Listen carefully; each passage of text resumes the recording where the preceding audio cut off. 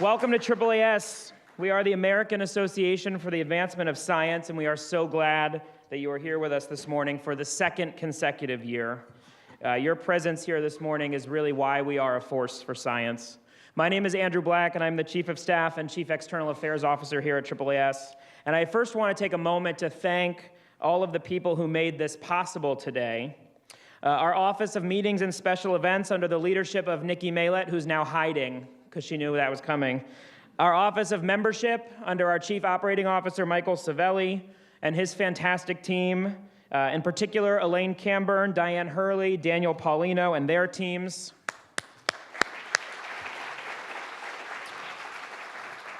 As we speak, our programming at the Teach-In Tent is well underway, thanks to Joanne Carney and Bob Hirschon. And the person here who has been pulling all of this together for weeks, our fearless leader and our Deputy Chief of Staff, Billy McGrain. Thanks to all of you. We are really happy to have several of our closest friends in the scientific society community here with us this morning. The American Geophysical Union, Research America, Sigma Xi. Thank you all for being with us this morning. And while we're all here in Washington and excited to take part in the main stage festivities, thousands of our colleagues today are mobilizing around the country and around the world. We're proud to have partnered with Sigma Xi and its chapters around the country who are taking part in local marches from Juneau, Alaska to St. Thomas in the Virgin Islands, from San Diego to Portland, Maine. And beyond our borders, this is truly a worldwide movement. Today in Asia, Africa, Europe, North America, and South America, all are joining together to draw attention to the importance of science in exploring and explaining our world, enhancing our daily lives, and improving policymaking.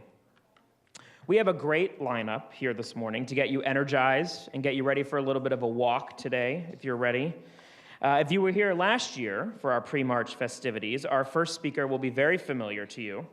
And even if you weren't here last year, you may know her from one of her regular science comedy nights around the DMV. She's a science journalist by day and a comic by night, or in this case, a Saturday morning.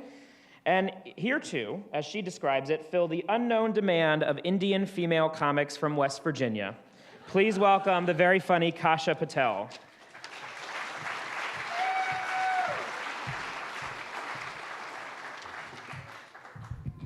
Good morning, everyone. How's everyone doing? Did you get your strawberry shortcake in there? Yeah, I didn't even know that existed. I'm learning so many things today. Great. I'm so glad my biggest fans are sitting right here in the front. See?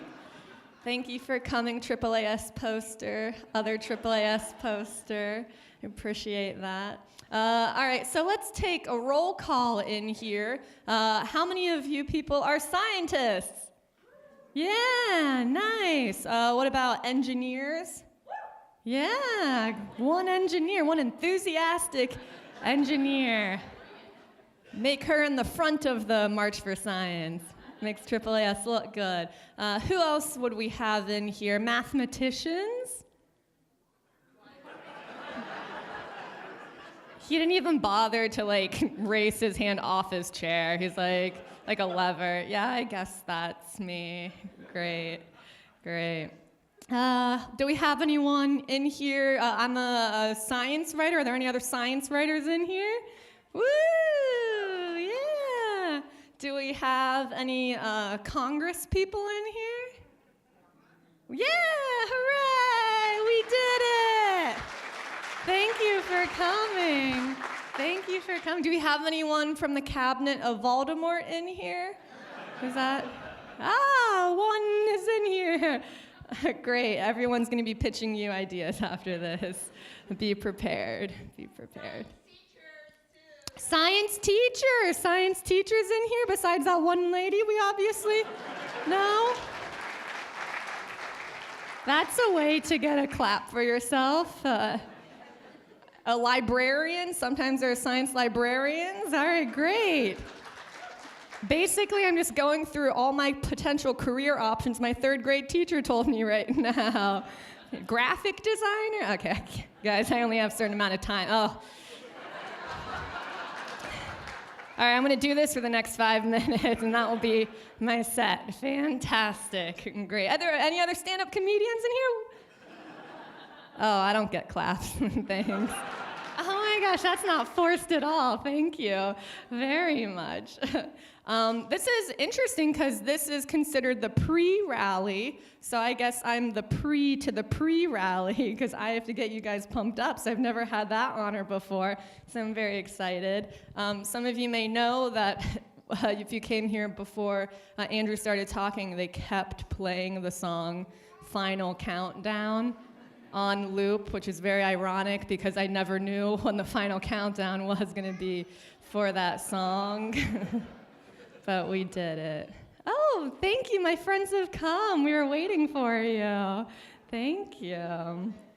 I do like these posters a lot. They're very snazzy. This shirt is very nice. Thank you for AAAS graphic designer for doing a good job. Last year, I remember for the March for Science, how many of you went to a march last year? Oh, good. We have a good number of returners. Good job. I remember one time there were a lot of really great posters. There was like a person running around dressed as a dinosaur, and they said, "Respect the dead." I saw another scientist walking and carrying a poster that had like a graph on it and like an R² value, and they're abstract, and I'm like, I think you're doing this wrong. That's not a poster. That's your submission to nature. It's not right. Even the baby doesn't like that poster. I should introduce myself a little more. How many of you guys saw me last year? Oh, nice. I have a big fan base. Great. Thank you.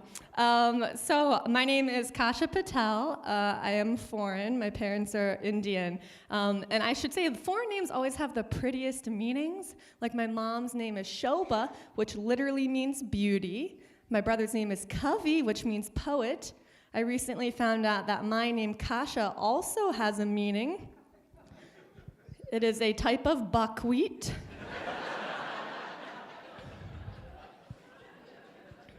An astronaut actually told me that, and then he added on, yeah, it's actually what the poor people eat in Russia. Cool. I also work at, before I say this, I should say all verbal tweets right now are my own opinion. None of these words are endorsements of other people, just what Kasha Patel thinks. So saying that, I actually work for NASA. Thank you. In the Earth Science Department. Yeah. There's always a pause, usually other people, there's always a distinct decrease in enthusiasm as I finish that sentence, because most non-scientists don't know that NASA studies Earth, which is disappointing. And I think it's kind of a great statement. I work at NASA in their science department, because there are very few sentences in the world that can convey that abrupt level of disappointment. Like, the only ones that I can think of are like, hi, I'm Michael Jordan, the baseball player. Or, hi, I'm George Washington Carver. He's one of my favorite scientists. I love peanut butter. I love peanut butter. He also did a lot of other great things, too. In my job, a lot of people like to come up to me and talk about exoplanets, because that's the new big thing, is everyone's so excited to find life on another planet. And I'm just thinking, you can't even bother to learn Spanish, Voldemort. Like, what are you supposed to do there? It's just interesting to me that just because you find life on another planet, people think that they're going to start becoming like woke and culturally sensitive and start composting. And I just wish it worked that way, you know. I am a science writer, and I like my job a lot because every day and all day I just get to learn and I talk to scientists. And I actually learned that neuroscientists are very good spellers because they're constantly spelling all these really long, complicated words like hippocampus, amygdala, insufficient funding. Part of my job is to read a bunch of studies and kind of figure out the details. So there's actually a study by the Pew Research Center that 80% of Americans who took the survey said that science has actually improved their lives. It improved their well-being, their eating habits, and just their general happiness.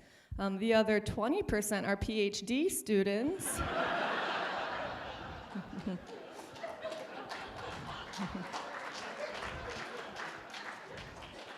You can laugh about it because the pain is behind you.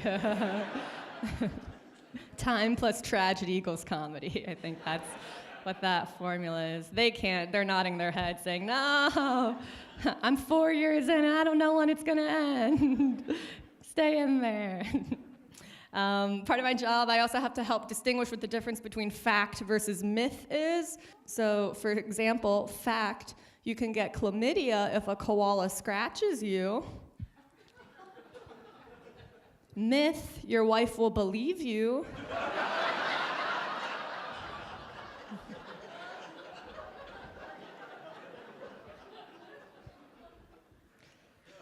I missed how the sign language interpreter did chlamydia, so I just want to say that word one more time.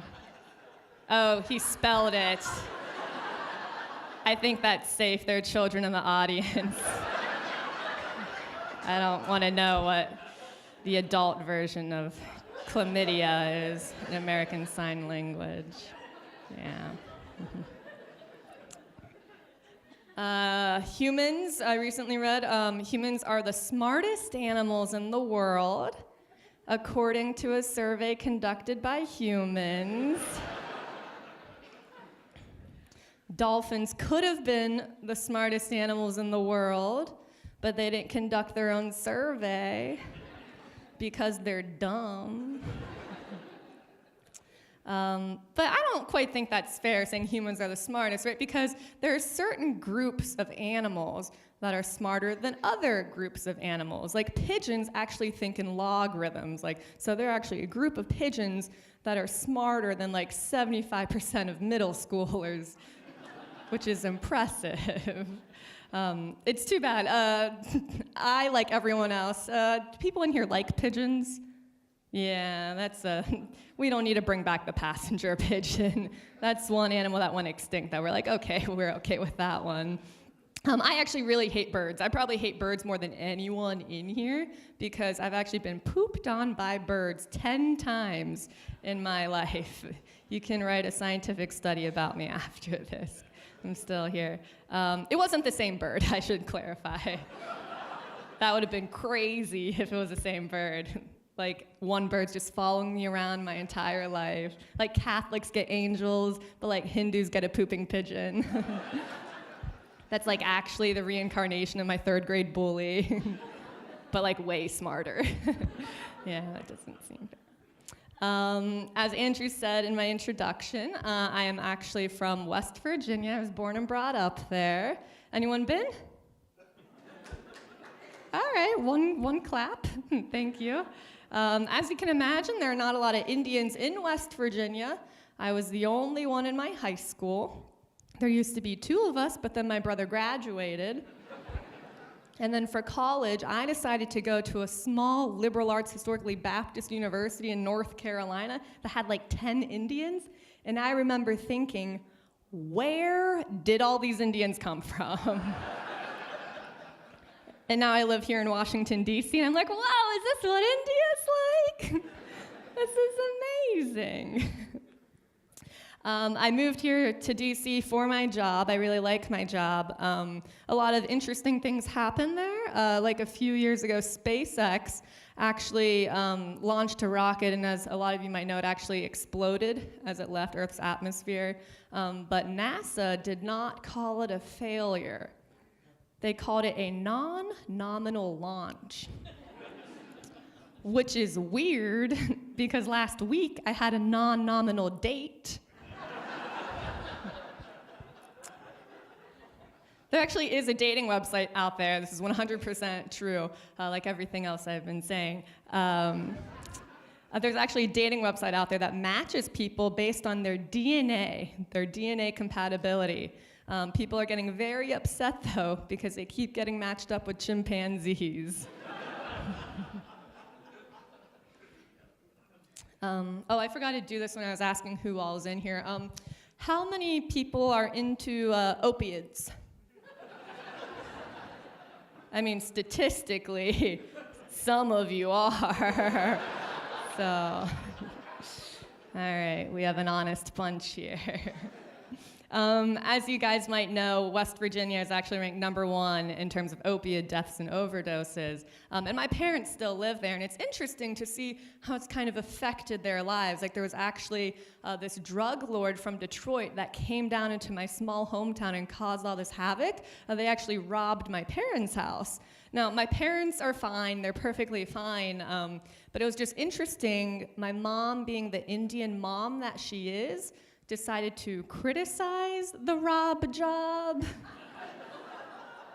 Where she's like, Kasha, they didn't even take anything good. I'm like, this is a weird complaint. She said, Kasha, they just left my Vitamix blender on the kitchen counter. I'm like, Mom, they're not trying to steal your identity as a suburban housewife. Sorry. Apparently the only things they took were my dad's iPad and my mom's disapproval. But I really like this idea that they took my dad's iPad because, like, I know what's on my dad's iPad, and I just love the idea of, like, this drug lord from Detroit opening it up, clicking 11111 because that's obviously the password, and just seeing blurry selfies of my dad. And then videos of me doing stand-up being like, who likes opiates? Great. So what I'm trying to say is my dad supports my stand-up comedy in all different ways, and now I have a gig in Detroit next week, so it's going great. Thank you. I will say a lot of people ask me what's like the biggest question that you get working at NASA, and I'll leave you guys on this. So a lot of people come up to me, and NASA's very cool because they do all these things in space, but because it happens in space, you can't see it. So a lot of people think it didn't happen. Like, a lot of people think the moon landing is fake, which is ridiculous, right? Because, like, astronauts brought back moon rocks and there's video, you know? Like, I've never seen my parents sleep together before, but I know it happened. Because I'm here. And there's video, you know? All right, guys, my name is Kasha Patel. Have a good March for Science.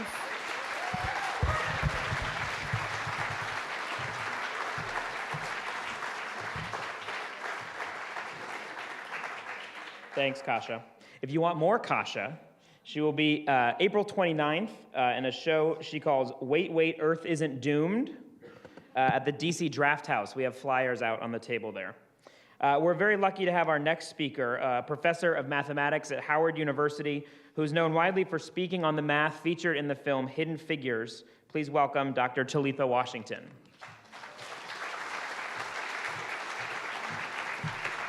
And I'll stop you because I can't read my own notes, so I'm clearly underqualified, but we're going to bring all of our speakers out and have them sit down here so we can make this a little more communal. And we'll introduce them one by one. Good morning. My name is Dr. Talitha Washington, and I'm a mathematician from Howard University. It's you. All right, there we go. So I come from the department that once was chaired by Elbert Frank Cox, the first African American in the world to earn a PhD in mathematics. Please join us, thank you. Back in 1925 from Cornell University. He did not travel an easy mathematical road, for he faced scrutiny and disbelief that a black person could attain such a feat. It was not until Japan's Imperial University of Sendai accepted his dissertation work that he earned his degree. He had the double standard. Even though his work was great, not even our own country believed his merit, so they asked for an outsider's opinion. I come from the campus of Howard University, where William Claytor graduated from our first master's degree program in mathematics.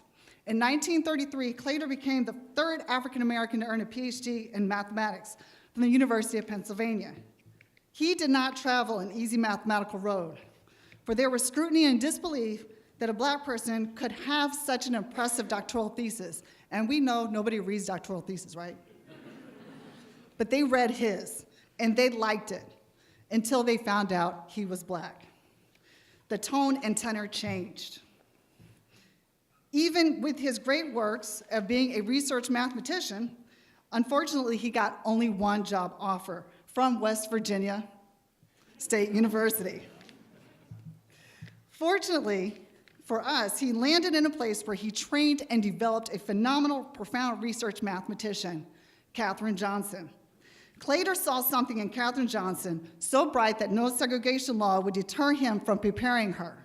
He told her, "You'd make a great research mathematician, and I'm going to prepare you for this." And he did. Well, she said to Claytor, she said, "If I get into math, will anyone hire me?" Claytor replied, "You'll have to see. That is your problem." And the rest is written in NASA history. I come from Howard University, the campus that houses the former Minor Normal School, the school of Euphemia Lofton Haynes, who was the first African-American woman to earn a PhD in mathematics in 1942 from Catholic University. Haynes was also the first woman to chair the DC School Board, and fortunately for us, she was central to the integration of DC public schools. She led the fight for ending the tracking system in the DC schools, which she argued discriminated against African-American students by assigning them to education tracks, sound familiar, that did not prepare them for college. Her fight landed in the 1967 Hobson versus Hansen court case, where the judge ruled that tracking was indeed discriminatory towards poor and minority students. The road of mathematics is still not an easy road to travel. According to the annual survey of the mathematical sciences, from 2014 to 2015, only a total of 20 African Americans earned a PhD in mathematics, accounting for 1% of the total of those who earned a PhD in that year. Some say that we do science without having to worry about diversity. I do not have that luxury. We all know that our country is changing demographically. We all know that in our scientific communities, there is a humanistic aspect. We, the humans, are the ones that do the science. We are humans that create the science, and we are the ones that do the science. We also are the humans who evaluate others based on their work and often based on who they are and if we know them. Our humanness tends to dictate our interpersonal interactions that are not included in the scientific method. These tendencies can impact our judgment when we evaluate the quality of scientific works of others. If we do not put our tendencies in check, our judgments in our peer review community can have the potential to destroy careers. I challenge each and every one of you to become the advocates of those who may not have that voice. If we are going to strengthen and develop our science in this beloved United States of America, then we will need the expertise of all her peoples at the table. Fare thee warned that diversity is not solely about fairness and overcoming personal biases. Diversity in our sciences is about benefiting from the full potential of all skilled professionals and becoming a better nation and a better world. Do not be afraid to lean in for what is right, justice, and fair. We must directly address the lack of diversity in the sciences, and we must be woke to how each and every one of us has the potential to perpetuate and stop the lack of diversity. Change does not happen passively. It happens with action, with grit, and with passion.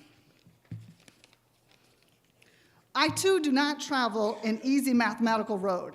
When I went to graduate school at the University of Connecticut, people asked me what country I was from, as if a little colored girl from Southern Indiana could not be in a doctoral program in mathematics. It still happens when I go to conferences, people think I'm the staff.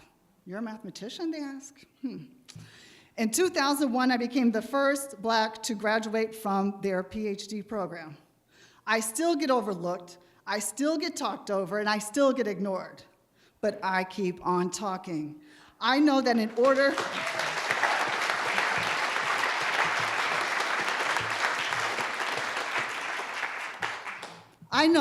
order to succeed in this field, I must do more than my peers in all aspects. I know the double standard. The hurdles of racism throughout our scientific professions can be very tiring, but I jump over each and every one of them with all of my mathematical might, so that when the finish lines come and I look back, I will see the hurdles of racism knocked down so that those who come after me travel an easier mathematical road. I end with the words of Dr. Euphemia Lofton Haynes, who was a fellow of the American Association for the Advancement of Science, to remind us why we take action and why we march for science for all. She said, "Mathematics is an essential factor in cultural integration. In whatever corner of the world that we may find ourselves, mathematicians, like all scientists, are bonded together by a universal desire to understand life. Cooperation is natural. It is easy. It is necessary in the all-out effort of science to establish truth. As has frequently been pointed out, science is international rather than national. The scientific exploration of the universe is the right of all people." March on. Thank you.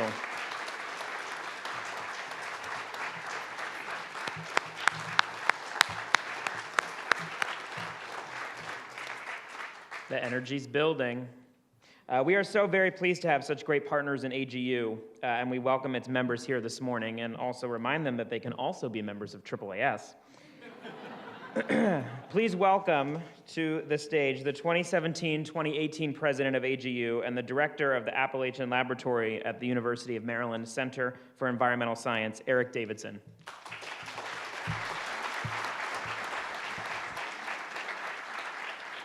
Thank you. Well, last year, after shivering and dripping for science for an entire day, I came dressed for a warm, sunny day. Isn't that great? So the American Geophysical Union is an organization of about 60,000 members, I think many of whom are in this room today, right? Yeah. Representing disciplines ranging from study of the Earth's inner core to its oceans and soils and water cycle on the Earth's surface, to the atmosphere, to the sun and Earth and space science. Last year I had a little sign with me which said investment in science pays, and I managed to get everyone to kind of chime in at certain times when that was the theme. I don't have my sign, but I hope you can imagine it and help me out. I want to tell two stories this time, only two. In the 1980s, during the Reagan administration, there was bipartisan support for investing in science to study what we called then acid rain, nitrogen and sulfur falling out of the sky, emanating from smokestacks and tailpipes, that was changing the ecology of our forests, of our soils, also creating various forms of air pollution, which resulted in respiratory diseases and other illness. Because of that research, bipartisan support for that research in the 80s, that led to amendments of the Clean Air Act in the 1990s, again with bipartisan support, and signed into law in the first Bush administration.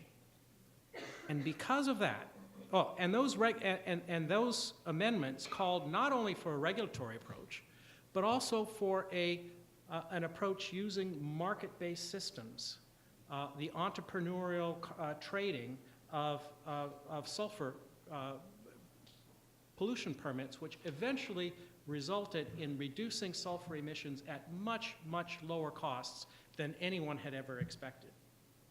As a result of that, we are benefiting from that science in that we have much cleaner air, we have much less nitrogen and sulfur deposition, much less particulate matter, which results in fewer respiratory disease cases, fewer hospital visits, fewer days of work loss, a better place to raise our kids.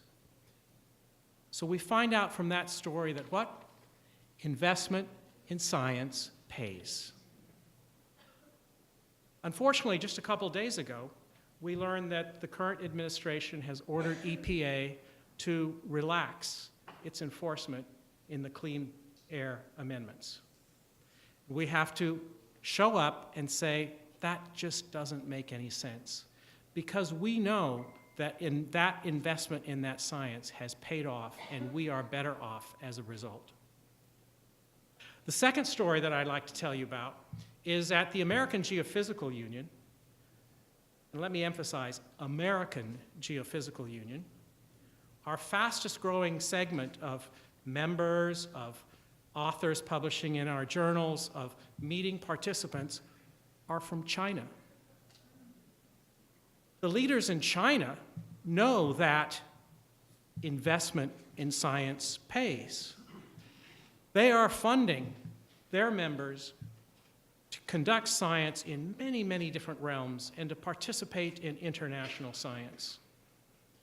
If we Americans want to keep up with the Chinese economically, technologically, in terms of well-being, in terms of finding sustainable ways to advance our prosperity, our economic prosperity, at the same time that we have an improved quality of our environment and improved human health, we have to invest in science, because investment in science pays.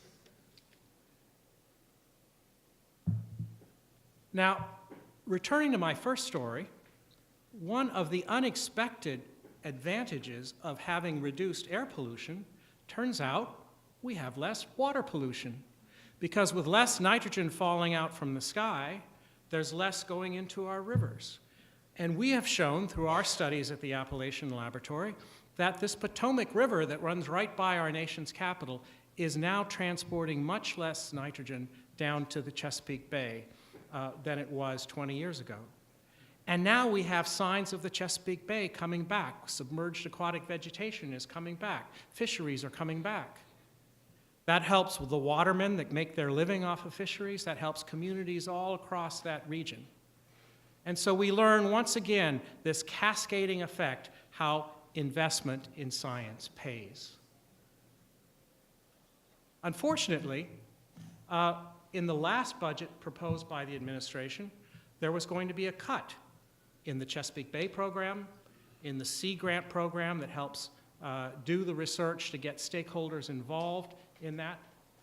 But thanks to the hard work by organizations like AAAS, like the American Geophysical Union, like many other societies and universities, we've built a bipartisan support in Congress for understanding that investment in science pays. And Congress restored those budgets. But it looks like that's a fight we're going to need to make just about every year. And so the March for Science was not a one-off that we did last year. It's one that we have to do again and again. We need to show up. Scientists have to show up, just as all of you are showing up today. So thank you for showing up, and thank you for participating, and thank you for helping tell stories like I've told two. Go out and tell 2 or 3 more of your own to your friends, your colleagues, your family members, your members of Congress, why it is that investment in science pays. Thank you.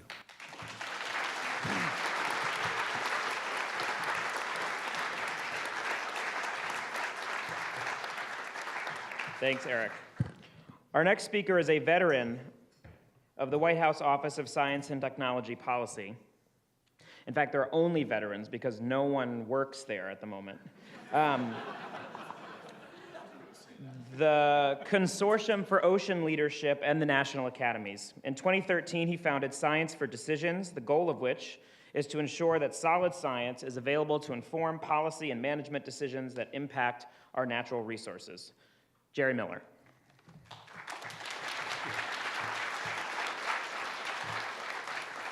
Well, thank you, Andrew, and to all of the AAAS staff, its leadership, Rush, and Eric, all of the other organizations that have made today come together.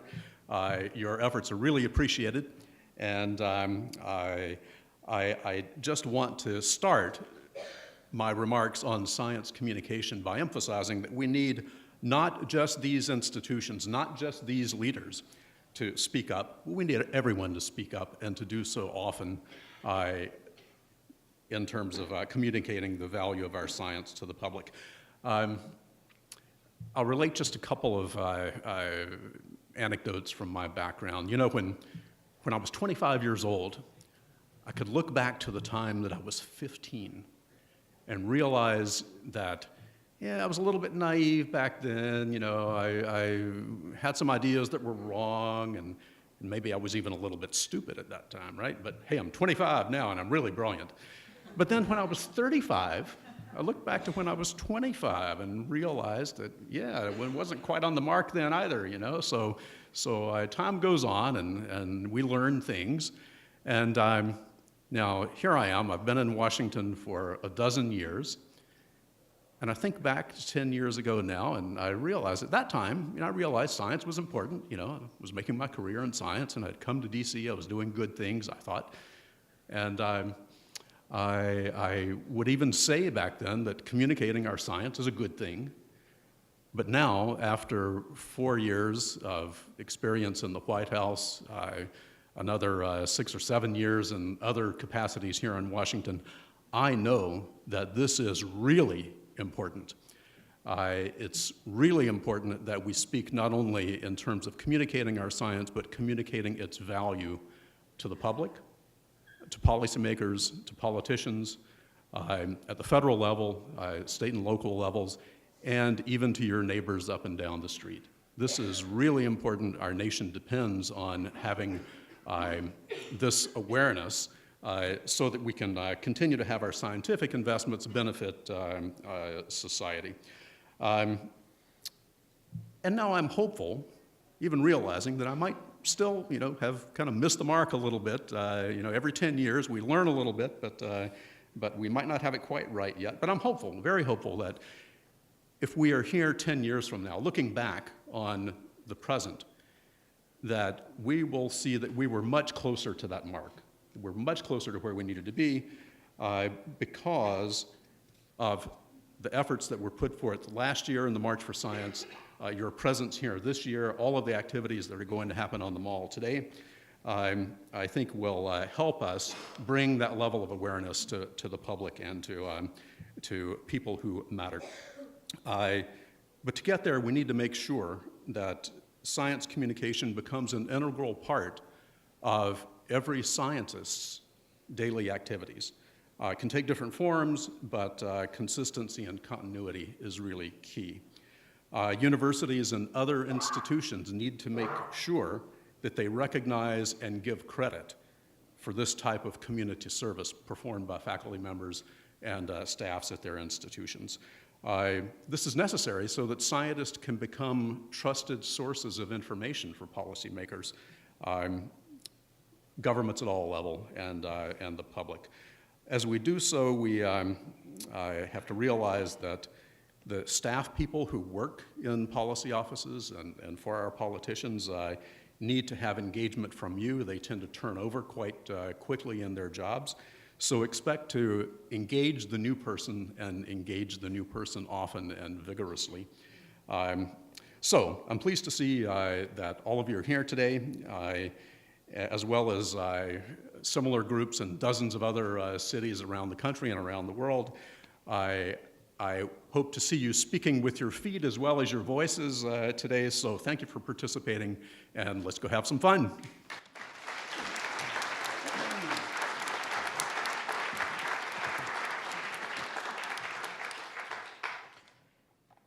Our next speaker, I think, should wear a superhero cape wherever she goes.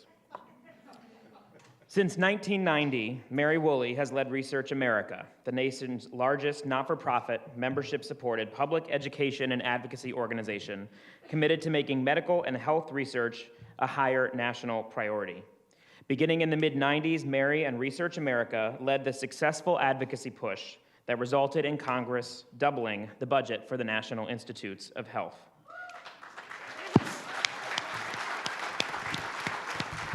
And that was just the beginning. Mary is one of the most thoughtful and persuasive spokespeople for the power and value of biomedical research, and we are so happy to call her our friend, Mary Woolley. Thank you very much. Great to be here. This is the kind of event, the kind of day that renews my enthusiasm for that exclamation point in Research America's logo. When Research America was founded, and it wasn't me, but the founders were talking about how to capture in a logo what we were after. It was enthusiasm. It was the imperative of making research a higher national priority. When we were founded, it was about research for health. But over time, we've embraced and are proud to work with the broad science community on making research a very high national priority. But the problem is that it doesn't speak for itself, research. And too often, it's invisible. So I ask you to think about a public opinion survey question that we ask regularly. The question is, can you give me the name of a living scientist? Now, everybody in this room, of course, can do that, but I hope. But think about what you think the broad American public, a representative sample, might say in response to that. The first part is a yes or no question. Can you give me the name of a living scientist? Anybody want to guess? Anybody want to guess? Okay. Well, that's the person. Okay. So it's 16% of the public say they can give the name of a living scientist. Some of the people they name subsequently are not living, but that's much less important. The problem is that for 20 years, that 16% hasn't changed. And that's one of the most important reasons for the March for Science. To put a face, a human face, on the science enterprise and on being a stakeholder in science, even if you don't happen to be one yourself. Because the rest of the public can't picture who this is by type or by name, much less by name, who they actually, according to other survey questions, not only support, but want to succeed. The public wants the science enterprise to succeed, and the sooner the better. And of course, in the medical research community, that can become extremely personal very fast for yourself or your own family. You want success, and you want it fast, and that means putting science to work. And that means that public decision makers should be putting science to work at a level that can be sustained and continue and take advantage of scientific opportunity everywhere it pops up. But of course, science is not only for health, it's also for national security.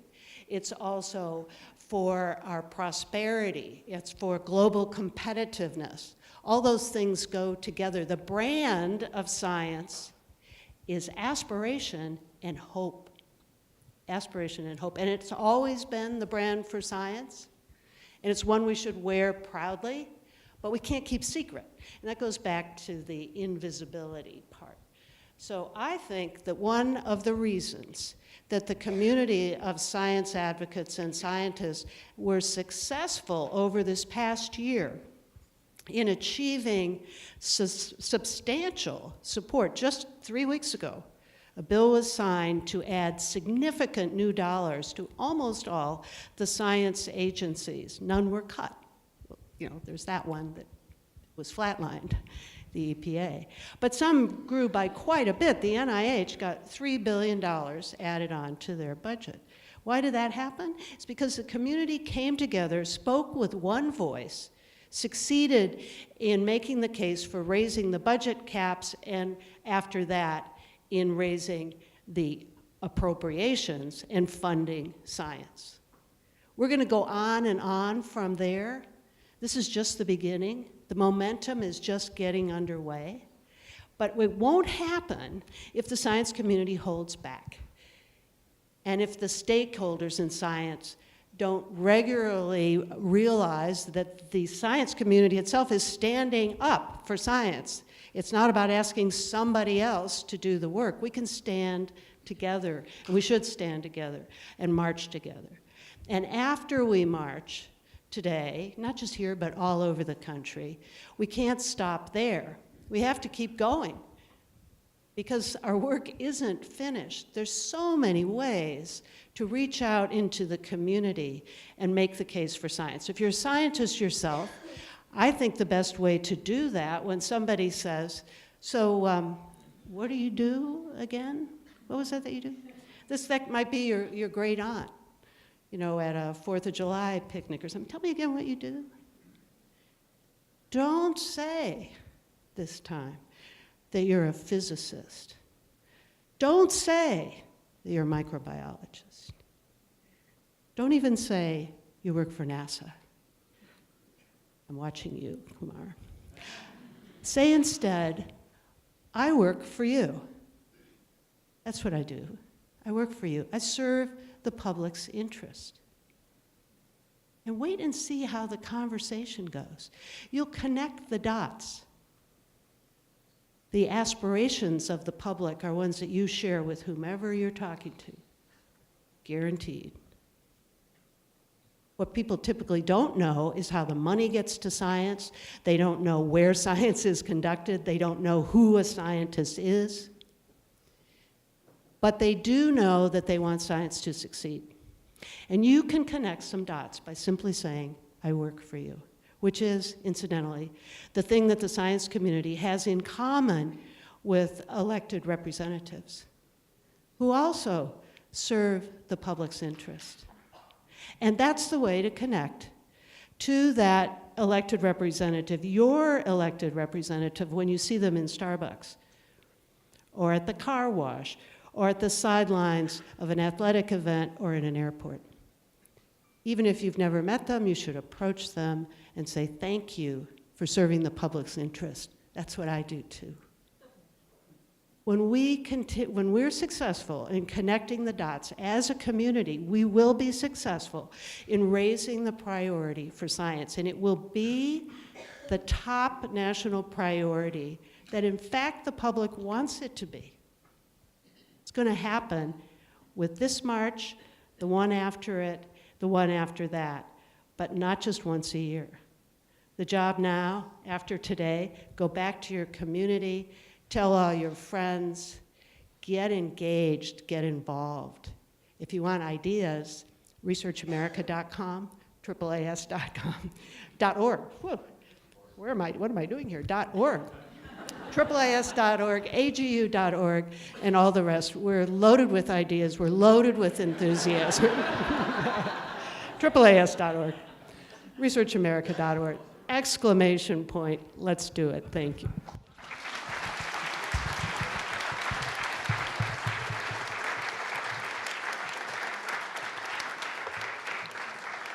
Thank you, Mary. Marga Guasaler has a pretty cool job. She gets to travel around the world, she gets to see cool science, then she gets to talk about it, and attempts to make connections across borders and oceans, seeking out collaborations between regions that were once thought completely incompatible. She is what we call a science diplomat. And we're so lucky to have her as part of our AAAS family, and we're lucky to have her here today, and we're even luckier at large that she was invited to be a speaker on the main stage at today's event down on the mall. So Marga, give us a preview. Thanks, Andrew. Welcome everyone to AAAS. I'm really thrilled to be speaking to you and then to speak on the big stage. So if you have any comments or feedback, let me know. Or anything you want me to say up there. I represent the international dimension of the march. As Andrew introduced in the beginning, there are marches today in over 230. There are over 230 marches in all continents, including Antarctica, that you didn't mention that one. And people marching come from all sorts of different backgrounds, cultures, countries, speak different languages, but there is one language that we all have in common, and that is the language of science. You've heard from my fellow speakers how science needs diversity. Diversity of people and perspectives in order to thrive. But I think a precondition to diversity is the free flow and exchange of people and ideas across borders. And a thriving scientific environment is what has helped this country, the US, attract and benefit from the best scientific talent from around the world. I am one of those international scientists. I was attracted to the United States by its global leadership in science and technology, and that's why I came here.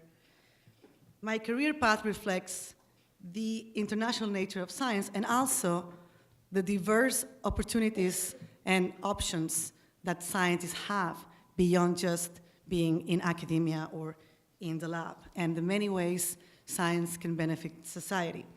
So I'll tell you a little bit about me. I grew up in Spain.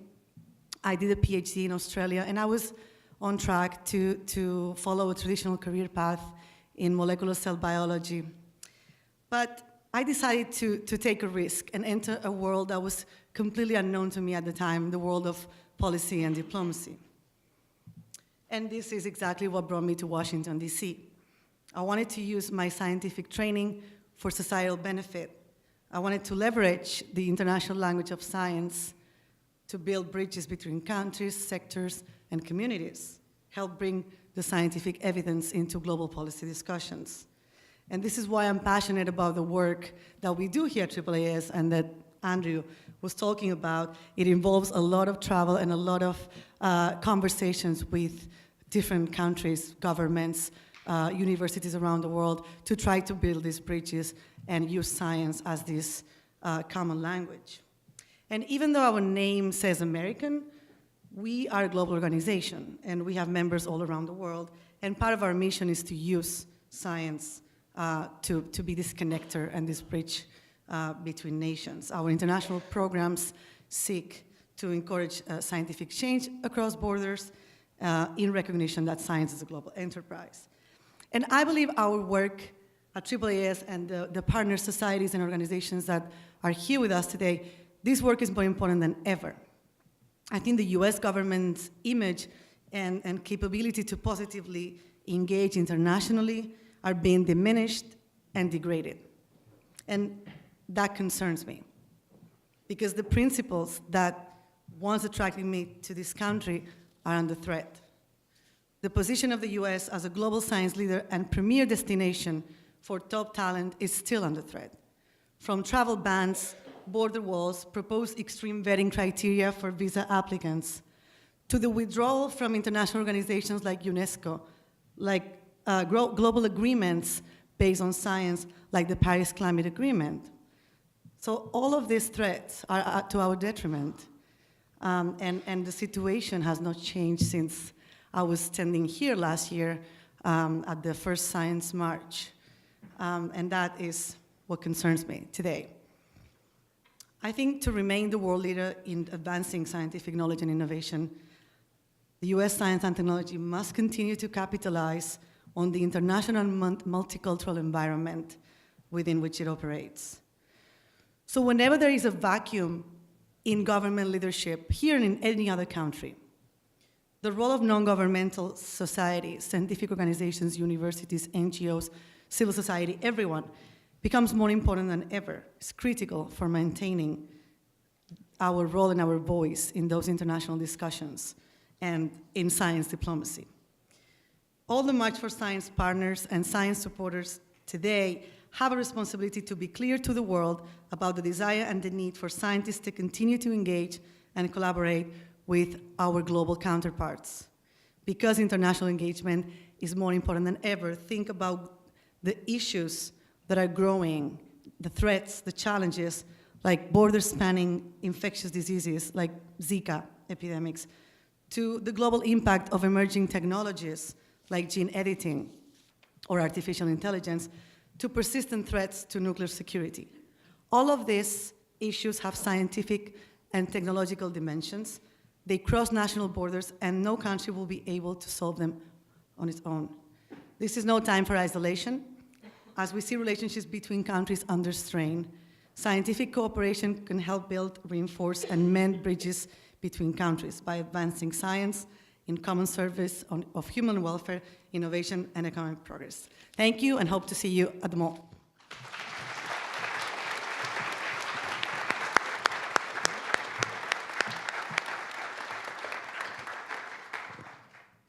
Not often does one get an opportunity to talk to a captive audience about their boss. But channeling David Letterman, my next guest needs no introduction. Please welcome AAAS CEO Rush Holt.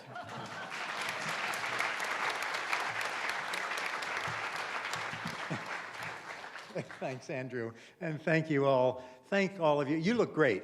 Looks like you're ready to march. And we're delighted to have you here at AAAS to get going. It looks like you're all prepared. I see the garb that you've got here. One shirt says, "Science is real." Another one says, "Science is not a liberal conspiracy."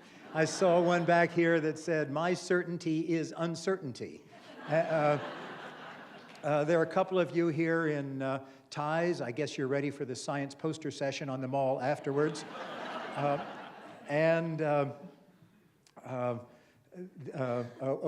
STEMinist. Get it? I like that. It's good.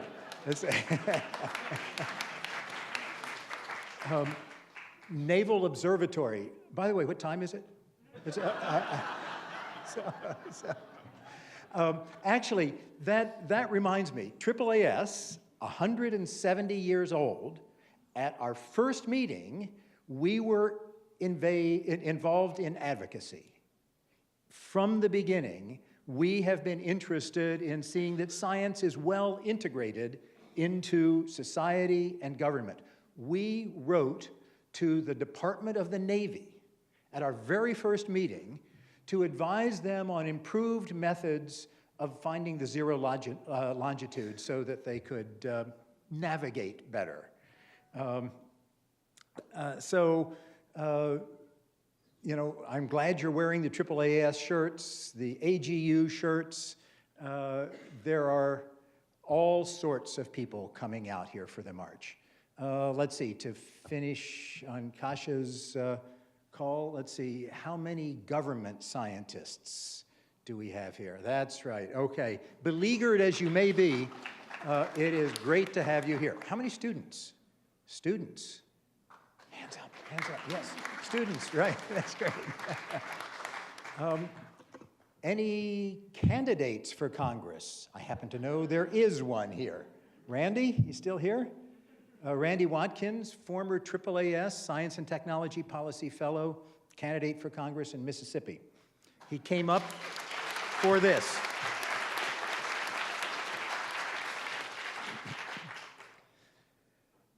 So let's think for a moment why we march.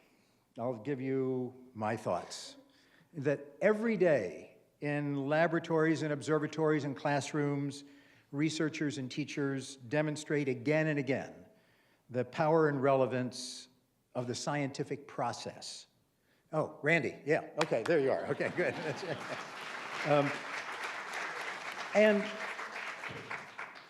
the importance is not so much the inventions or the established facts or the precision equipment of science, but the very idea of science as a unique means of knowing. Biologist and essayist Lewis Thomas called science the shrewdest maneuver for gaining knowledge. a way of asking questions that can be answered with evidence, where the evidence can be verified in open communication. We march to celebrate the greatest spin-off of science, science itself, the most powerful way of thinking of the past half millennium. Science is the route to the most reliable knowledge of how things are. Science can be the basis for the best decisions on any public matters. In making public decisions, it's always best to start with our best understanding of how things actually are before we introduce the political preferences and balance the competing interests and make the value judgments. But unfortunately, all too often, we see that what has been learned from science, and even the science itself, are ignored. That's the position where we find ourselves today, and so we march. Because it's too important to keep quiet. Scientists and friends of science have been taking for granted that the conditions under which science can thrive will always exist. For too long, we've enjoyed using the shrewdest maneuver, and we've neglected to consider whether the society which allows us, even funds us, to do the scientific work fully appreciates it. Scientists are now realizing that not only how precise and how precious the science is, but how fragile. We've thought that this way of thinking is robust, and its successes are clear for all to see. But now, many of us realize that there are those who would neglect science, those who would interfere with the process, those who would even reject the value of the scientific process. It's not simply adequate public funding of science that's necessary. The understanding and trust must come first. The public must have enough understanding of what science is, how it works, what benefits it brings, in order to grant scientists the freedom to choose the problems to work on, the freedom to choose collaborators, the support to do the work. Scientists cannot do their work without the embrace, or at least the acceptance and toleration, of the public. And ignorance, opponents, special interests will interfere. And so we must step into the public square, and speak up. It becomes necessary to march. Let's go.